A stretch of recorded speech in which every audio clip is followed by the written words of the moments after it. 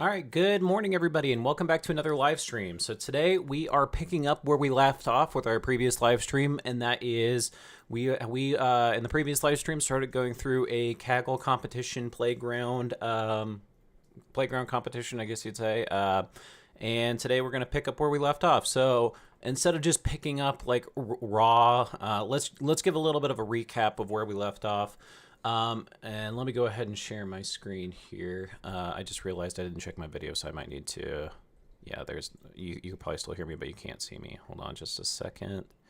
Okay, that should have fixed that. Okay, that has fixed that. Okay, so this is the Kaggle dashboard. So if I go over here, this is the actual competition that we're working with. So just a quick reminder what this competition is, and I explain more about what Kaggle Playground competitions are and whatnot in the other live stream, so I'm not going to recap all that.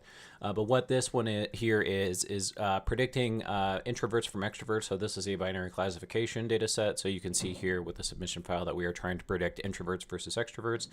And so what we did last time specifically is we did our exploratory data analysis, and that was really to get a feel of the data, to understand what we're working with, to know how to proceed forward with feature engineering and later model training. So let's recap that a little bit. So so this is by the way my notebook up on GitHub. So this I actually am 100% complete now. So if you go to my this file path up here on my GitHub, you will see the entire thing start to finish. Everything it works with Kaggle and everything. So what I want to call out here is a couple things. So first of all, we do have a target class imbalance. We'll talk a little bit more about that later and how we're going to address that. Just noting that we do, like, basically what the target class imbalance here is, we have way more records that feature extroverts than introverts, so we need to be mindful of that as we continue forward with our model selection. And then as we went down through each of our features with a univariate and bivariate analysis, we started to uncover very quickly that like the data is very clustered already, in the sense that like with the exception of the ones in the middle, we always have our extroverts on one side and our introverts on another, and then we do have this overlap in the middle of what we call ambivert, or what we might call ambiverts, people who are both extroverted and introverted. So this is just one example of a feature that we looked at, but if we continue scrolling down, you'll see that pretty much all the features are like this. That they all feature this heavy leaning on one side or the other. And then this was kind of even affirmed more so, but what was I going to say there? Let's just keep scrolling down. So we're just scrolling past all the features that we did EDA on, and then we came down and we did a heat map. And then the one thing that we wanted to call out with the heat map in particular is you'll notice that drained after socializing and stage fear are highly collinear, meaning that like you could see that 0.99 here represents the number that notes like, oh yeah, like these two features are very highly similar. And so then then we even visualize this in a different way by saying, okay, how many times do they overlap? And you'll see, so like the top right and the bottom left boxes represent the areas of mismatch. And across this entire data set, it's a fraction of a percent where there's a mismatch. So we're going to have to deal with that at least for a couple of these modeling algorithms. Okay, so I guess that, and there's a summary here. So summary, again, talking about the target class imbalance. We need to, there's generally a clear delineation between extroverts and introverts. There's a lot of null values, so that is something that we're definitely going to have to address. And then the multicollinearity as well. So the reason that I'm giving this recap here is we're going to jump into feature engineering today. And so we're going to use these insights that we gained from our exploratory data analysis to do our feature engineering. And we're going to do, again, even though we're showing a completed notebook here, we are going to do some live coding. So specifically, and I'm just going to show, do I want to show this yet? Or do I just want to, yeah, I'll go ahead and show, well, we'll talk about each of these as we get to them. So this is the stream notebook that we ended with last time. Now, the thing to note here is because we're doing exploratory data analysis, like all the code that we've done here above is really not applicable toward our feature engineering. Not to say that we couldn't reuse parts of it if we wanted to, but like it's not, like basically what I'm trying to say is if I print out df train raw here, like so, then you'll see that we basically have our raw data set untouched. here. So now we need to start doing some feature engineering to get these ready for the model. Now, let's take a step back for a second. Why is feature engineering important? It's important because you have to keep in mind that all the machine learning algorithms that we work with are statistical models, meaning that they need to be able to interact with numerical data. So you can see here that things like stage fear, that are string-based values, this is the model can't work with this kind of data. It needs to be in a numerical form.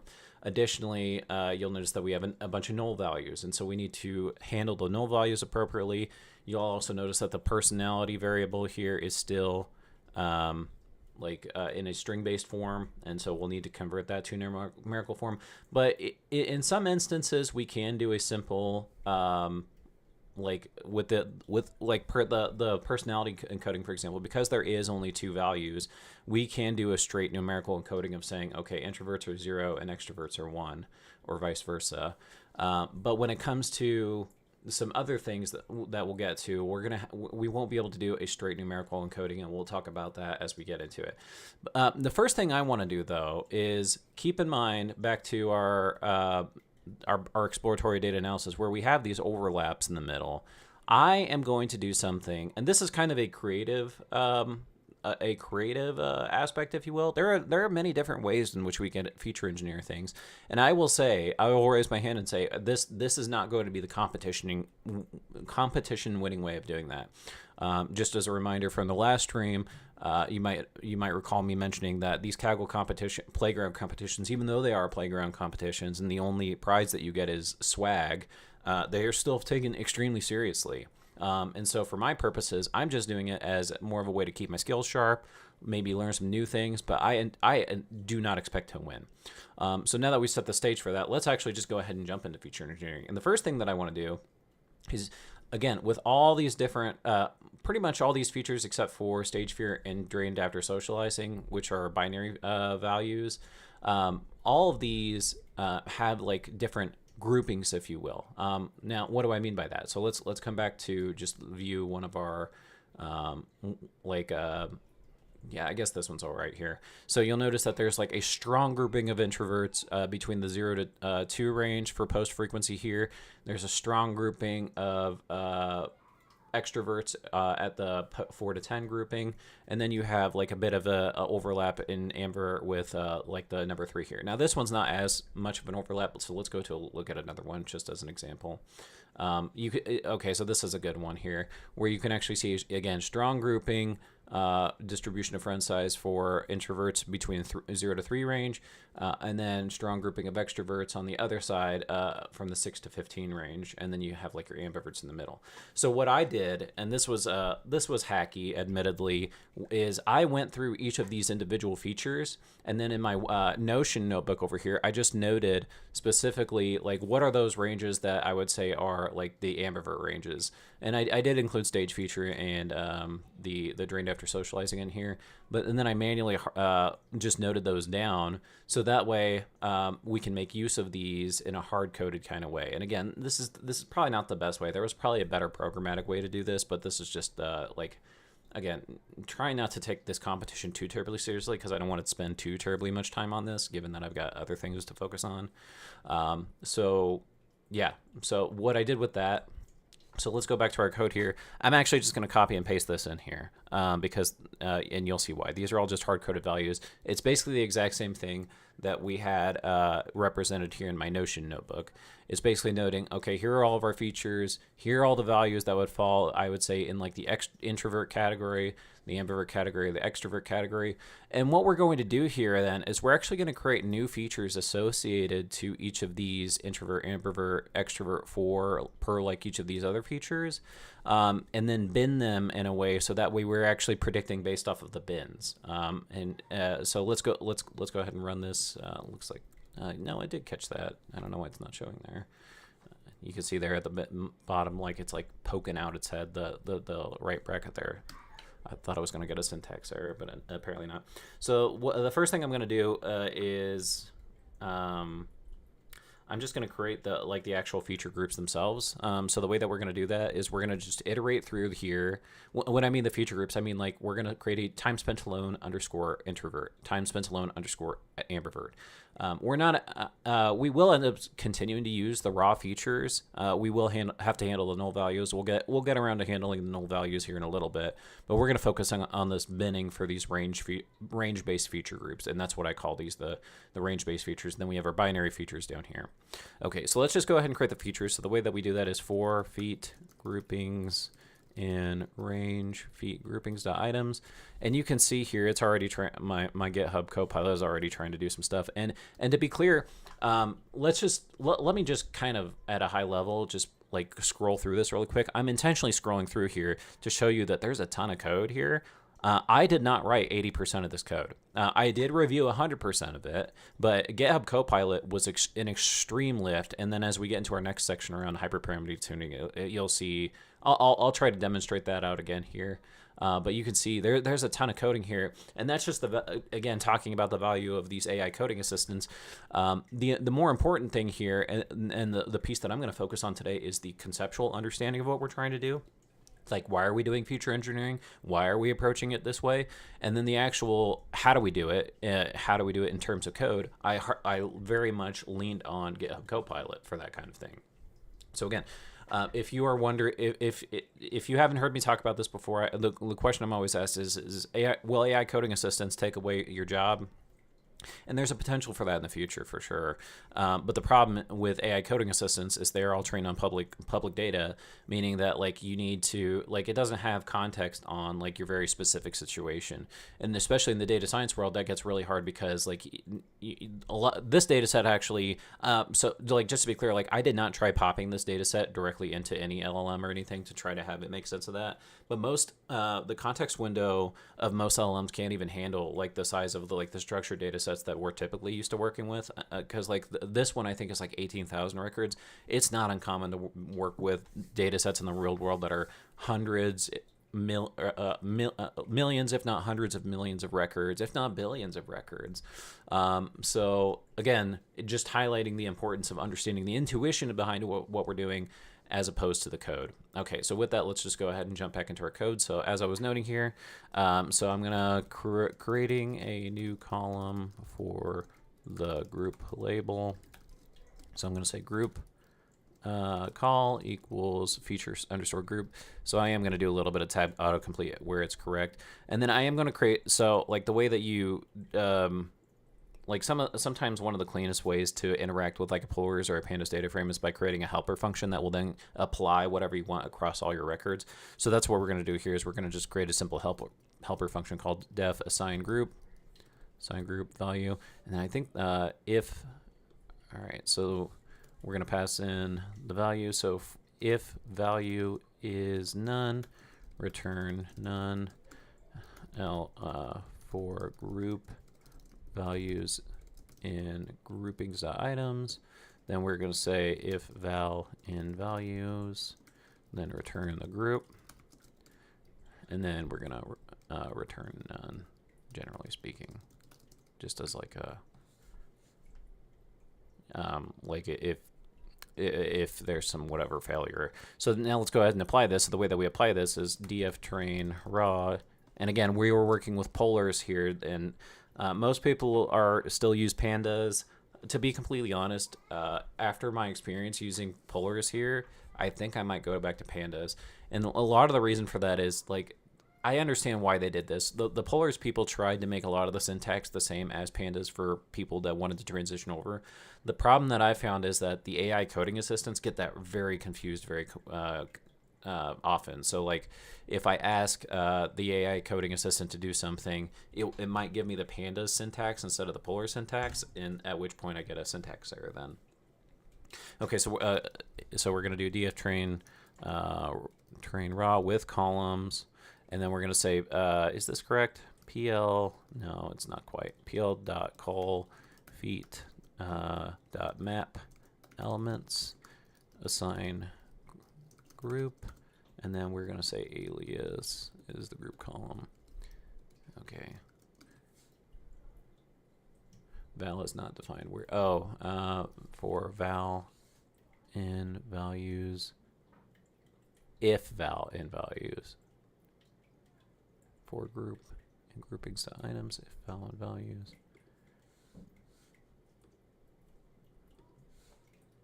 Huh. Sorry, I'm just looking at my other screen to make sure that I got the syntax right.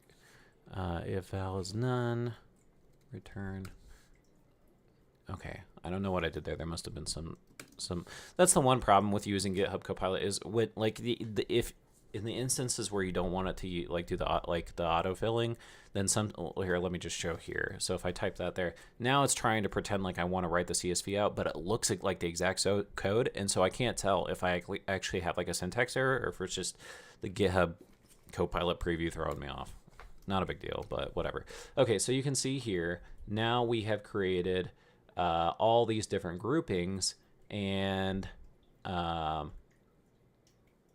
yeah, did I mean for it to do that? Yeah, but, well, I think we did.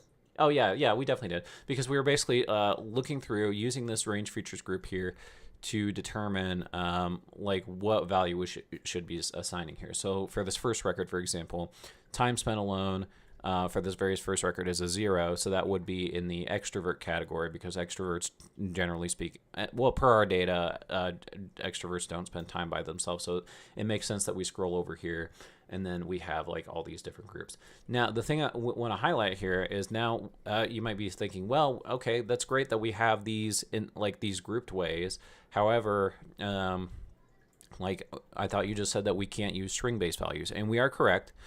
You are correct. We are going to have to deal with these, but but before that, before we can deal with that kind of numerical encoding, and it's not a straight numerical encoding. We'll talk about it here in a little bit. But we first have to deal with the null values. And so in this next part, we are going to deal with the null values for every single one of these features. Now the question is what is the appropriate way to deal with these null values? And so there are kind of, so I'm going to take a bit of a what's the word I'm trying to use here? It is going to be a little bit of a naive approach. Naive in the sense that, so what we're going to do, and I'm just going to come up to my notes here so I can show you. So these are all the steps that we're going to be doing. So we just completed the range-based binning. Now we're going to move into the null handling. So for the yes or no labels, so basically, well, I guess for all these features, the thing to realize is that for a lot of them, it is like, what am I trying to say here? So let me just go up and show all these different features. Like if you like so we have all these features up here on the left. Basically what I'm trying to say is like these groups are so clustered that it kind of makes sense that the null value would be whatever the rest of the cluster kind of lends toward. What do I mean by that? So for like, let's say our null value is time spent alone here. And we have filled in values for all these other things. It is highly probable that, like, for let's say time your stage fear is yes, you have stage fear. Your social attention event is low. Your going outside is low. Your drained after socializing is yes. Your friend circle size is low. Your post frequency is low. Then you can reasonably ascertain that this is an introvert, and thus that this time spent alone feature would be in one of those introvert categories. So actually what I'm going to do is for these range-based features is I'm going to determine, like, let's say this is a null value. I'm going to use the conglomerate of all the other features to determine which is the most common that we're seeing. Are we seeing most common that there is an introvert or like introversion, or if they're an extrovert? So let's say it's an introvert. Like we determine like time spent low is an introvert. Then what I'm going to do is I'm going to grab the median value that we see generally speaking. So the first thing that we need to do is we need to calculate those median values for each of the range-based features. All right, so let's go back into our notebook over here. All right, so let's go. I'm going to create. All right, so I'm going to create a empty dictionary called range feet medians equals empty. So because we're going to add stuff to it, and then so we're going to iterate over our range feature groups again. So for feet group and range feature groupings, range feet medians feet. Okay, yeah, I'm going to create an empty dictionary here that we're going to fill in with all of our medians. And then for group, comma, values in groupings.items. So then we're going to get the median value. We're going to say median val equals df train raw.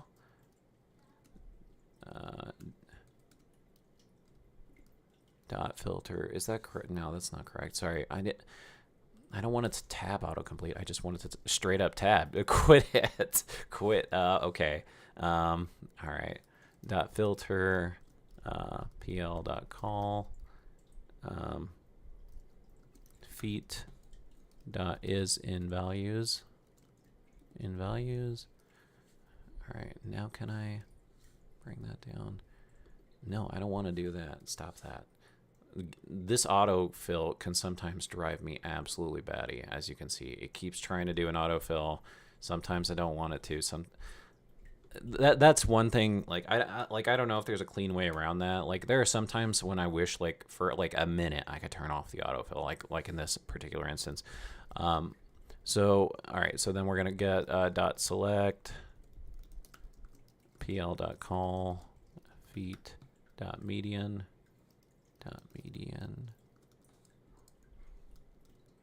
And then we're going to do an item. All right, so that's going to get our median value for each of these groups. And then what we're going to do is we're going to say range feet mediums group value is the median value. Okay, so let's go ahead and look at that. Range feet medians. Okay, so now you can see that for each of these range-based values, we have extracted the median value for introverts, we have extracted the median value for ambiverts, etc. And then, so this is how we're going to fill all of those the range-based features that have like a null value associated to them. And then additionally, so coming back to, well, let's just look at this again. df train raw. So we need to do two things. I already talked about one. Okay, so let's pull out this one here down here, 18522, this ID here. So we have a null value for time spent alone, so we're going to need to fill that with the median value. Just looking at these other values here, it looks like this person here. So this is what I'm talking about. So you can see here that we're not going to use the predictor variable because that would be a poor. We should not be. I guess we would call that. Well, what do we call that? We would call that data leakage. It would basically be saying, okay, we're giving them extra. We're showing our hand a little bit, if you will. And the reason that we don't want to do that is because when we get to our testing data set or any other data set that we want to do inference on, we're naturally not going to have this. This is the thing that we're trying to predict for. But for the same feature, 18522. If you look at all the other groupings here, you'll see, so this one's our null one, but we have well, I guess that's kind of hard to see with my face there. Let me move that out of the way. We have introvert, ambivert, introvert. So what my code here is going to do is basically going to say is, okay, we see introvert 3 times, ambivert once. It's most likely appropriate to stick this fill this time spent alone group with the introvert value just because that one's shows up the most. And then again, so coming off over to the left here, what do we fill in for time spent alone? We're going to fill in the median value for that. So median value for time spent alone is 8 for this one. So the time spent alone always throws me off because pretty much all the other features of the higher values represent extrovert, but this is the one where time spent alone, which makes sense. Like if you're spending more time by yourself, it probably is more likely that you are an introvert. Okay, so we've calculated the medians. So let's go ahead and write the code that will actually fill in all of this stuff for us. So we're going to do another fill or another 4 feet groups in range feature group items. All right, so I'm gonna first of all we're gonna set the setting the group column name. So group call is going to be that. So that's okay. All right, now we're gonna create, again, like I was saying, when interacting with these data frames, it's sometimes helpful to create a helper function that will that we can use in the pandas apply function, or what is it called? Pullers. It's not called apply in pullers. It is called, I gotta review my notes here. I always forget this one. Well, we'll get to it when I get to it. All right, so we're gonna call get most common group. So we're gonna pass in our record, and we're gonna say we're gonna collecting group labels from other features for the current row. So we're going to call this other group labels equals row. Okay, so that's crap. If All right, so row and range feature groups for other feet in range feet groups if other feet is not equal to the current feature, and row f other group is not none. Okay, and then we're going to come down here. We're going to say determining the most common group label. Okay, so again, just to recap what this is doing, this is just grabbing the name, like, so let's say we're trying to predict the null value for time spent alone, and so we want to compare it to all the other group features that are not this. We want to grab basically all these other features except for this time spent alone one here, and that's what this little block of code is doing. Okay, so now let's we are going to determine the most common group. Now, the one thing I should know, I failed to mention here, is let's say all these other values are null. Then we are going to take an extremely naive approach because this is an imbalanced data set. We're just going to say that we're just going to make a very, very naive determination that they're an extrovert. Now, again, if this is the real world, how we might handle nulls is differently. And I talked about this a little bit in the last stream. If this was the real world, what we would actually probably do is we'd actually probably try to like talk to our business partners or whomever and try to find out what those real true null values are. Again, this is a limited context sphere where we are operating within this Kaggle competition, so there is not like a business partner that we can go out to. The data that we have is the data that we have, and yeah, so there probably is better ways of doing this. I'm just taking a very naive approach here. Most common group, defaulting to extrovert. All right, so I'm going to say if, so if we have other group labels, then we're going to say the most common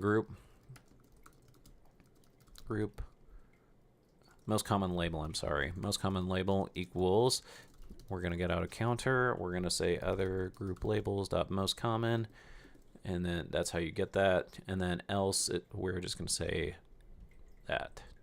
Okay, so yeah, did I need to do some imports on some things? I'm gonna import a bunch of stuff at the top of my notebook here that we're gonna end up using, and let me just go ahead and throw this all up at the top of the notebook. Hold on, I'm looking at my notes down at the other screen. Apologies for that. All right, so I'm gonna just scroll back up, place all this. There we go. Oh, I don't have Optuna. All right, so UV source. All right, UV add Optima XGBoost. I forgot about that. And we might have to do something else for XGBoost as well. In fact, I'm going to go ahead and do it. I'm going to do a brew install lib omp. It may already be done. But so like I'm working on my MacBook Pro right now. I did all my work on a Mac Mini, so that's why I forgot there's a couple dependencies that I need to install in here. So hopefully shouldn't be too bad though. All right, let me take a sip of my coffee while we're doing this. By the way, apologies, I'm a little bit late today because I decided to mow my lawn like right before we did this, and barely scooted in here on time. All right, so now let's go ahead and do a restart, run all. I just installed it, did I not? UV add Optima. Yeah, I don't know why it's acting like it's not there. Optuna. I meant to say Optuna.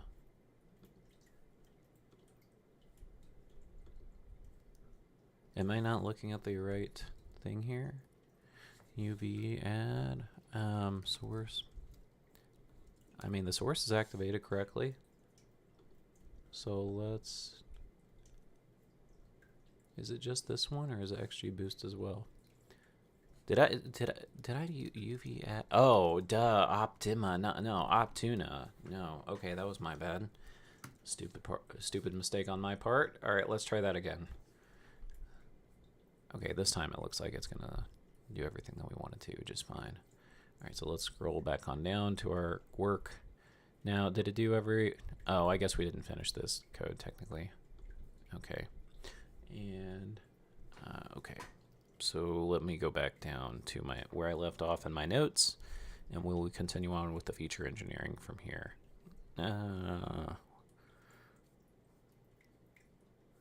Okay, almost there. This is I really don't like working in a singular giant notebook like this, but this is just kind of how Kaggle prefers things, that everything's done in a single giant notebook. I would have preferred to split these all out into like exploratory data analysis as one notebook and then feature engineering as the other, because you can see like this notebook, this single file is massive. Like it's just way too big, and that's kind of making it hard for me to scroll through my notes and such. Yeah, as I look at my other screen here. Okay. All right. So we have created that.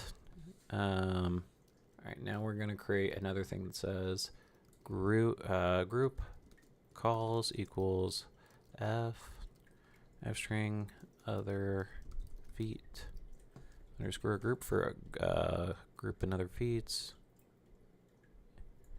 For other feet. I'm going to remove this piece. Okay, so this is just getting all the other, every single group column. Is that correct? Well, it's just getting all the group columns in general. All right, so then I'm going to say group df. So this is grouping them all together. So this is going to see df train.raw, select group columns to dicts. Okay, now we're going to say calculating the most common group for each row. And so the way that we do that is we're going to say most common groups.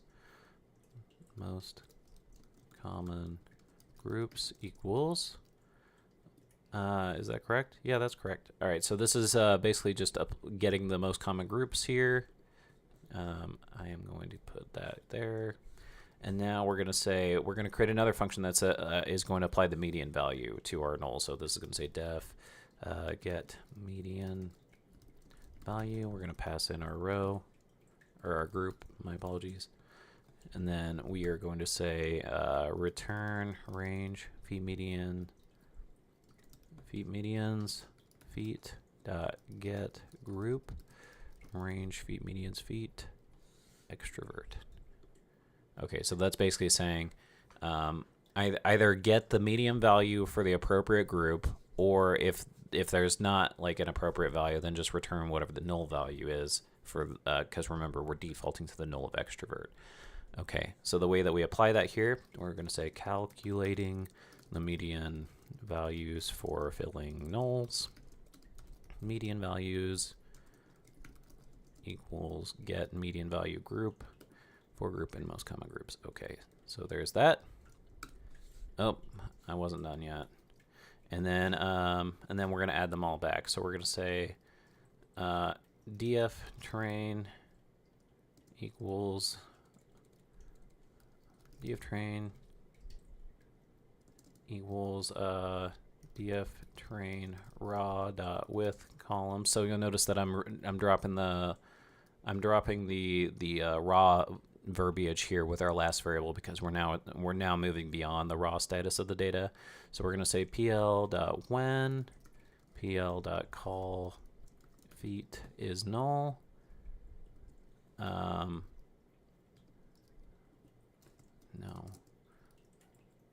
Then pl.series median values.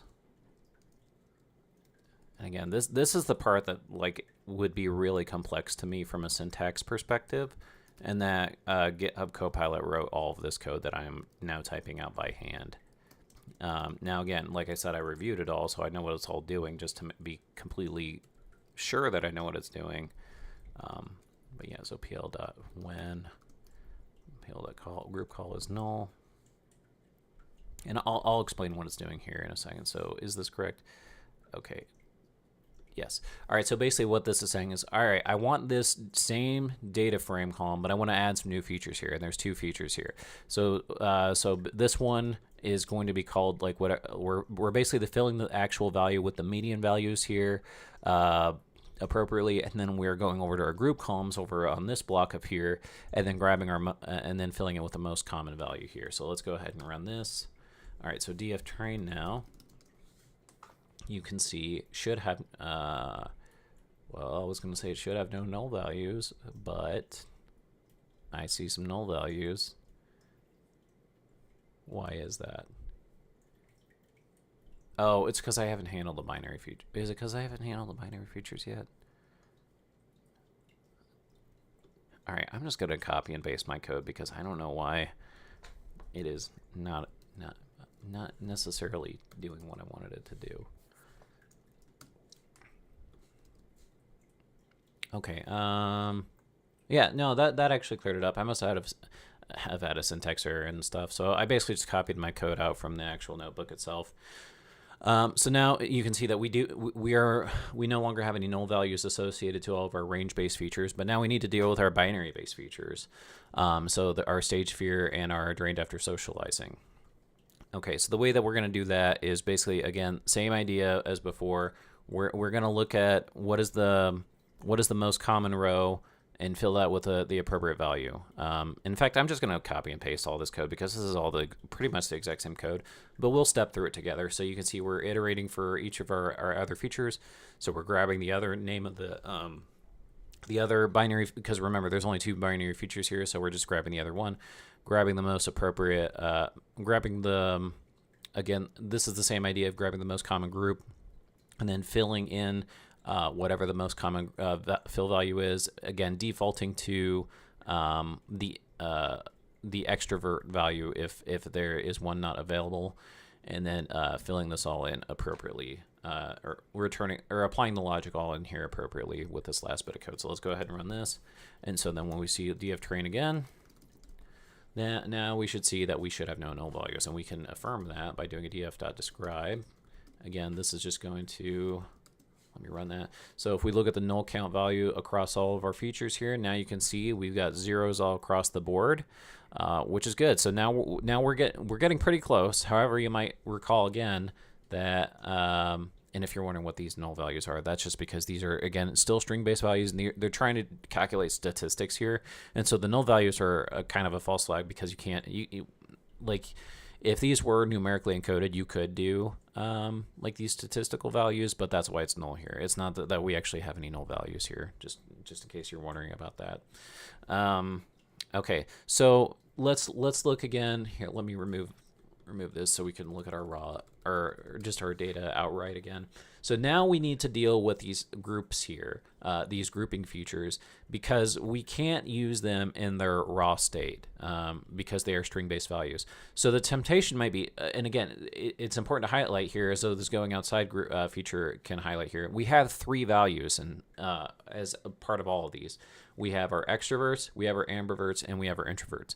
We cannot simply say, okay, introverts are now 0, ambiverts are 1, and extroverts are 2.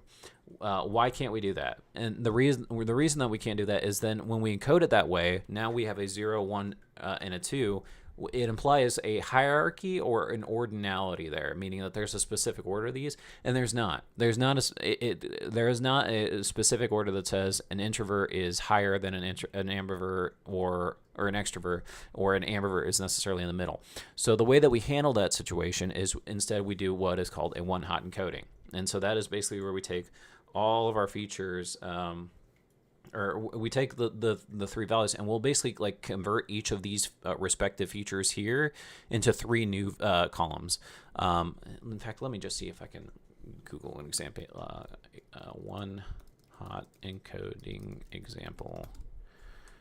Okay, so one hot encoding. Is there an example? Okay, yeah, this is a good example. So like, let's say we had the colors red, blue, green here. So you can see here for this feature, now we have 3 different features, and then we just do a one hot encoded version. So like you can see here for the red column, so for this first record, we got a 1, we got 0 for these other 2 since these are represented by other colors. I hope this kind of makes sense. That's just a very simple explanation there. Okay, so now we have all of that. So now let's go ahead and write the code to do the one-hot encoding. And because we're starting to, like, do I want to do everything today? I really want to finish up this stream today. So I think I am going to get a little bit lazy, and then instead of just manually typing all these things. I am just going to do copy and paste, and we'll just talk through the code here. So all these are pretty straightforward. So we have our label columns. So this is basically just looking for all the columns here that end in group. Then we have our binary features that we're trying to do, and then we're trying to deal with all these labels. Now we have to do the same encoding for our binary features as well. Although we don't, well, I am choosing to do a one-hot encoding for the binary features. We could do a numerical encoding there because there's only 2 features, but I'm going to just stick with this code here. And when we run this is going to do all of our proper one-hot encoding. And then we are removing the original like label-based column afterwards. So what happens after I ran this code? We have df train here. So now you can see we have all of our feature values in here, and you can see here with our time spent alone, we have our introverts. That this would be our introvert column, or our ambivert or extrovert for each of these respective features, and now everything's appropriately one-hot encoded. Okay, now one final thing that we need to do, and then we are almost done. Almost, because there is one extra thing that we need to do. Is we need to do the target variable encoding. And so simply put, I'm just going to again copy and paste the code here just for brevity's sake. So we have we are taking the personality and basically applying the simple lambda here that basically says, okay, if it's a 0, if the value is an introvert, like if we are seeing a label of an extrovert, convert that to a 0, or if it's an extrovert, then convert it to 1. So if we run this, then we look at df train one more time. If I can spell that right, df train. Then you can see now that our personality feature, which is probably way off. Where is it? There it is. Personality feature, everything is encoded in the 1s and 0s. And then if you so this second row here represents like the data type for each of these data features.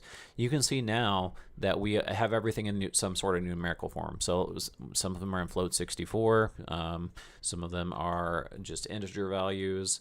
But now everything is out of string-based form, so we're pretty much ready to go. Now, I did mention there is one other thing that we do need to take care of, and that is, well, it is the multicollinearity. Multicollinearity, and then also preparation for the other for some of our particular model algorithms. So some modeling algorithms you can notice here, like with the friend circle size, we have a larger range of values where it can span from 0 to 15, whereas like social event attendance, actually let me just go and look at my notes over here. So like time spent alone goes all the way up to 11. But going outside, it only goes up to 7, whereas the friend circle size goes all the way up to 15. So when you try to pass these into some different modeling algorithms, they are sensitive to the different scales of these, meaning that we have to get all of our data scaled on a similar playing field, if you will, so that way these features with the higher ranges aren't necessarily affecting that. And then we also have to deal with the multicollinearity there, because those same algorithms are going to be sensitive toward that as well. I'm just looking at my watch because I told my wife we'd be done at the hour, and I was hoping to do everything. I think we're going to get through feature engineering today, and we probably will have to go into a part 3. Just for time's sake. I'm not going to have time to go through 100% of everything, and I want to be able to give dedicated time to everything. So we'll end it with feature engineering. We're almost done with feature engineering. So I'm going to call this. Here, let me just add another. So I'm going to say engineering for other models. Okay, so I actually called it logistic regression because I only was planning to do one of these was impactful.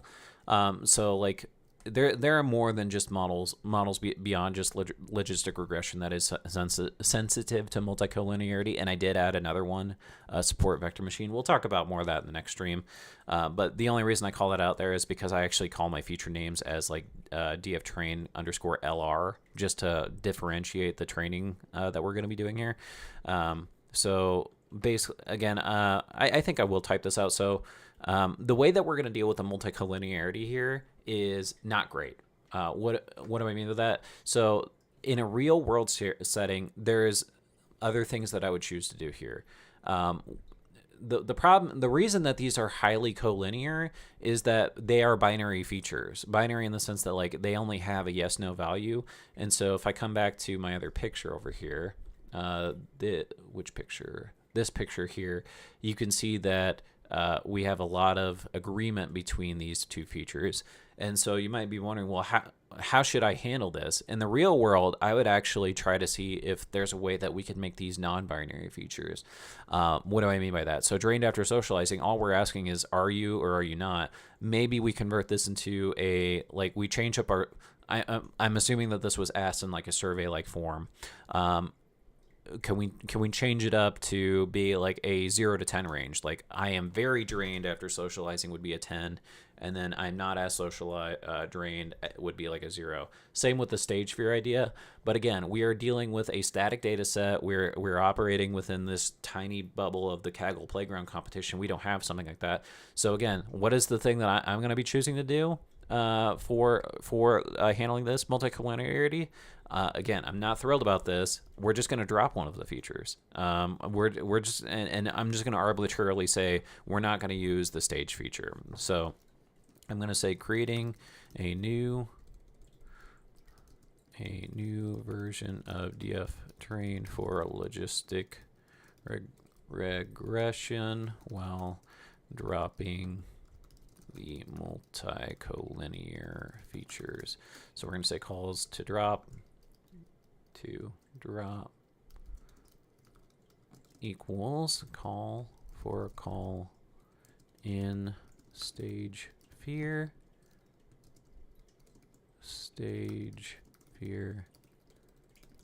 group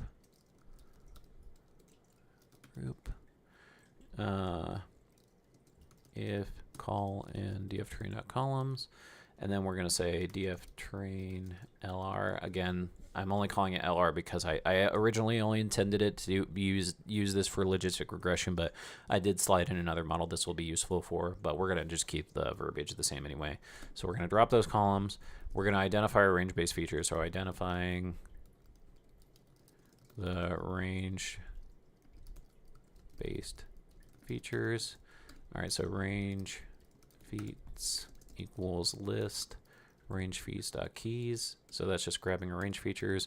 Now, I mentioned that we have to do a scaling. And so there's a number of different forms of scaling that we could choose to use. We could do a normalization. We could do a standardization. There are different reasons in which you might choose one or the other. So standard normalization compresses all the values into a range between 0 and 1. Whereas a standard scaling, a standardization, it does it based off of the scaling based off of the standard deviation.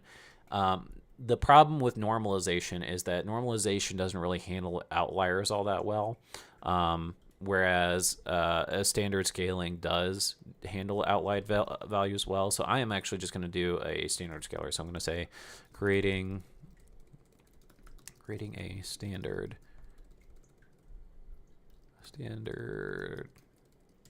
scalar for the range-based features. Or, well, no, I'm going to apply it to all. I'm going to apply it to all of them.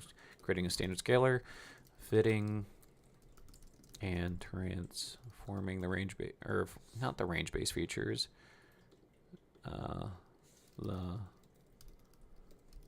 scalar. All right, so I'm going to say scaled value. Well, I guess we are only applying it to the range-based features. All right, so I'm going to say scaled values equals scalar.fit transform. And then we are going to have to convert it to NumPy here just to make this work. Again, Polars is not super compatible with some of these other libraries, so we got to make do with how we can. So I'm going to say scaled df equals pl data frame. It might help if I did put an unsert pl.data frame scaled values schema equals. All right, so there's a question in the chat. Can't we take the mean or max of both features instead of dropping one?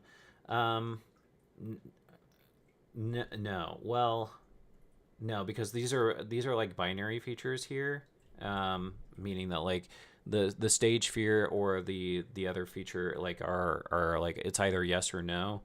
And so it's like, and it's looking at a record based level, and meaning that like we eventually pass all this data into the machine learning algorithms, it's looking at one record at a time. So you can't necessarily do a mean versus a yes or no. So hope that answers your question in the chat there. Schema equals range feats. Okay, and then we're gonna say df train lr equals df train lr dot width columns. All right.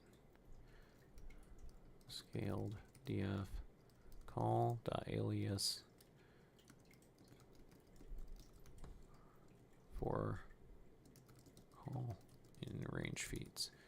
And then, so hopefully what I was saying will make sense here in a second after you see the data farm frame. Okay. So now let's go ahead and look at that data.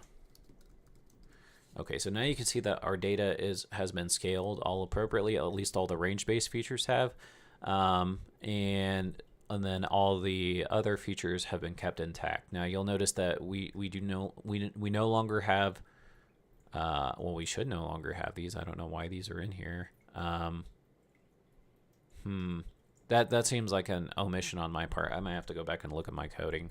But that kind of wraps up the feature engineering. Now, let's say one thing I do want to show here is that I actually do like to harden all of my code at the end of the day with the scikit-learn pipeline, and we'll demonstrate more of that why, but I'm just going to do a quick copy and paste in of like how to do that really quick. So I am just going to say that we have, so I'm going to call this section hardening the feature engineering into a scikit-learn pipeline.